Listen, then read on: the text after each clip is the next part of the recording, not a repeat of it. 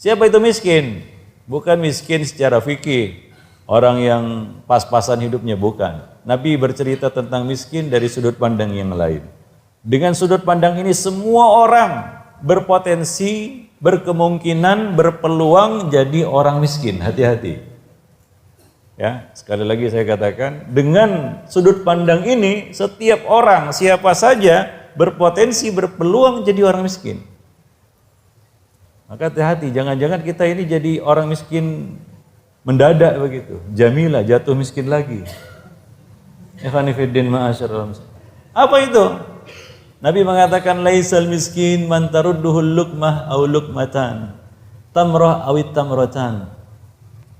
Walakinnal miskin man la yajidu ghinan yughni. Orang miskin itu bukanlah orang yang hanya dapat 1-2 suap makanan pas-pasan atau 1-2 butir kurma. Ya, sudah bersusah payah cuma dapat 1-2 butir kurma. Itu kan cukup untuk 1 hari itu. Ya, itu pun sudah pas-pasan kali kan begitu ya. Cuma dapat 1-2 suap makanan. Wah, ini kan miskin ini. Bukan itu miskin kata Nabi. Wah, bagaimana pula miskin ini? Nabi mengatakan walakinnal miskin, tapi orang miskin itu adalah man la yajidu ghinan yughni.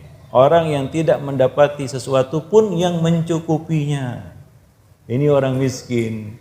Sudah dikasih lebih tapi tetap merasa kurang. Orang yang paling malang nasibnya, orang yang paling tidak beruntung adalah orang yang hidupnya melihat hidup orang lain. Selalu dia bandingkan dengan nikmat yang ada di tangan orang lain. Dia lihat si fulan, untung kali si fulan ini. Lihat lagi si fulan, wah untung kali si fulan ini. Lihat si fulan yang lain, untung kali si fulan. Lihat si fulanah, untung kali fulanah ini. Yang untung itu orang lain terus. Dia sendiri tidak pernah merasa beruntung. Ini kan orang miskin ini. Orang yang paling malang nasibnya sedunia ini orang seperti ini. Dia tidak pernah merasakan satu pun dari rezeki-rezeki yang sudah banyak Allah berikan, itu mencukupinya. Dia merasa tidak cukup. Memang kalau kita hidupnya melihat hidup orang lain akan letih. Ibarat kata orang, Pak, rumput tetangga pasti terlihat lebih hijau dari rumput sendiri. Padahal rumput sendiri rumput Swiss, Pak. Rumput orang lain rumput gajah. Tapi selalu ketika kita melihat orang lain punya, sementara hati kosong dari ridho, qanaah, apa yang terjadi? Kita memandang orang lain lebih beruntung dari kita. Ini orang miskin ini. Para jemaah yang melakukan Allah, Nabi mengatakan inilah dia hakikatnya orang miskin.